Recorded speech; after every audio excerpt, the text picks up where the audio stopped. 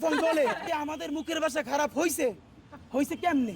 তো শেখ হাসিনা বানাইছে আমরা জম্মের মতো পিড়িয়ে কমু আল্লাহ আমাকে পিড়াইতে পারে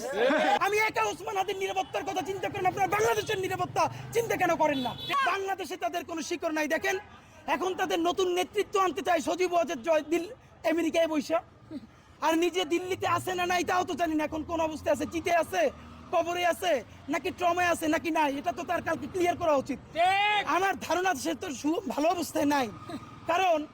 যেই রিঅ্যাকশন মেম্বার দেওয়ার কথা সেই রিঅ্যাকশনও যে হাসিনা দিছে 15 বছর ধইরা এখন তারে পোলাপান যেই সব চুদলিং পং পং বলে তো তার উচিত তো নারায় তাকবীর বলে গালি দেওয়া কিন্তু সে দিতেছে না এত ভালো তো এই বয়সে তার হওয়ার কথা না এই যে আমাদের মুখের ভাষা খারাপ হইছে হইছে কেমনে তো শেখ হাসিনা বানাইছে আমাদের এইখানে এমন পোলাপান আছে জীবনে একটা খারাপ কথা বলে নাই জুলাইয়ের গণহত্যায় রক্ত দেখা মস্তিষ্ক উইরা যাওয়া দেখা এমন কোন জঘন্য ভাষা নাই সে শেখ হাসিনার ব্যাপারে প্রয়োগ করে নাই কারণ গণহত্যাকারীর বিপরীতে মাজলুমের গালি হইল তার মহাকাব্য বা এখন আবার কিছু বুদ্ধিজীবী দাঁড়াইছে তোমরা গালি দাও দিদি কি তাহলে চুমা হাসিনের আইনে দেয় তাহলে চুমা দিয়ে বদমাইশ কোথাকার তো এইসব গ্রুপ দিয়ে চলবে না আপনাদেরকে স্পষ্ট জানাইতে চাই আমেরিকান লবি বলুক দিল্লির লবি বলুক কোন লবিতে আমার 1400-র অধিক শহীদ তার রক্তের সাথে মুনাফিকি কইরা বাংলাদেশে হাসিনার বিচার করার আগে নির্বাচন অবশ্যই হওয়া লাগবে কিন্তু তার আগে বিচার নিশ্চিত করতে হবে আমাদেরকে বারবার সমঝোতা করানো হয়েছে গত 50 বছর ধইরা এইখানে আমরা যারা আছি আমরা এখন পরিচিত হয়েছি হয়তো এমন হইতে পারে এই দেশে গণহত্যা নাইমে আসলে আমাদেরকেও কোনো একটা দেশ অ্যাম্বাসিতে জায়গা দিতে পারে কিন্তু ভাবেন যে এই ভ্যানওয়ালা সবজিওয়ালা এই যে আমার পাশে এক ভাই আছে গুলি খাওয়া 4 তারিখে একটা পা এখনো কৃত্রিম পা লাগানো তো এই যে 1400 শহীদ পরিবার সবজিওয়ালা সে কোন অ্যাম্বাসিতে যাবে বলেন এখনো শহীদ পরিবারের 35 লক্ষ টাকা ঋণ সেই ঋণের জন্য আমরা দাঁড়ে দাঁড়ে খয়রাত করি তার স্ত্রী আমাদেরকে ফোন দিয়ে কাঁদে যে কবরে সেই বেচারা মাইন্যা খায় এই ভয়ে সে কাঁদে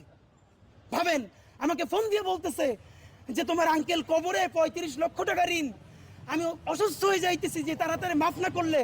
তাহলে তো সে কবরে কি অবস্থা হবে আমরা সেই ট্রমার মধ্য দিয়ে আসছি আমরা আপনাদেরকে ওয়াদা দিতে চাই আল্লাহর কাছে শক্তি চাই এই দুনিয়ার সমস্ত লেখে দিলেও যেন আমরা এই শহীদদেরকে এই জাহান্নামে গণহত্যাকারীদের হাতে ছাইরে আমরা কোনোদিন না পালাই বন্ধুরা আমার আগামীকালকে আন্তর্জাতিক অপরাধ ট্রাইব্যুনালে এই গণহত্যাকারী হাসিনার বিচারের রায় কবে হবে তার তারিখ বলা হবে 2 মাস আগে এস আলম এর সাথে শেখ হাসিনার মিটিং হওয়ার পর শুধু আগামীকালকের প্রোগ্রামের জন্য আমরা বিভিন্ন মাধ্যমে জানতে পারি 1100 কোটি টাকার চেয়ে বেশি বিনিয়োগ করা হয়েছে আপনারাও মিডিয়ায় দেখেছেন যে মিছিলে নামলেই 5000 ব্যানার ধরলে 8000 এটা আরো কম কইরে বসছে এবং বাংলাদেশে অনেক মানুষ গরিব তাদেরকে গিয়ে বুঝায় কিছু নেই এইখান থেকে ওই কোনা পর্যন্ত যাবা বদমাইশগুলো নিজেদের জীবন তো জাহান্নাম বানাইছে এই মানুষগুলো ভ্যানওয়ালা রিক্সাওয়ালা তাদেরকেও 5000 টাকা লোভ দিয়ে নামাইয়া তারপর তাদেরকে যে পুলিশ ধরে ওরা কেউ এই পুলিশ বাপের কাছ থেকে ছাড়াই নাই না এই যে পাবলিক পিটাই ওগো প্যান খুলে দেয় তখন ওরা যায় কই একটা একটু আগে বলতেছে পাগল বলে তোরে কে পাঠাইছে কে আল্লাহ পাঠাইছে তাহলে আমাকেও কথা আমার দ্বারা পিড়া পাঠান আমরাও জম্মের মতো পিড়িয়ে কমু আল্লাহ আমাকে পিড়াইতে পারে কতক্ষণ পাগল নামে কতক্ষণ উদিচির কবি সাহিত্যিক নামে দেখেন উদিচির এগুলো কি বদমাইশ এখন আবার বলবে যে আমি মানে অবস্থা তো ওইটাই আমার অনেক ভাইয়েরা ওমরা করাইতে চায় যে একটু ওমরা করে যান তা ওমরা গেলেও তো ভালো লাগে কিন্তু আমি চিন্তা করি এই গণহত্যাকারীদের বিচার হওয়ার আগ পর্যন্ত আমরা করে লাইভ আসা লাগবে কি একটু পরে তো হিসাবের গাল দেওয়া লাগবে সুতরাং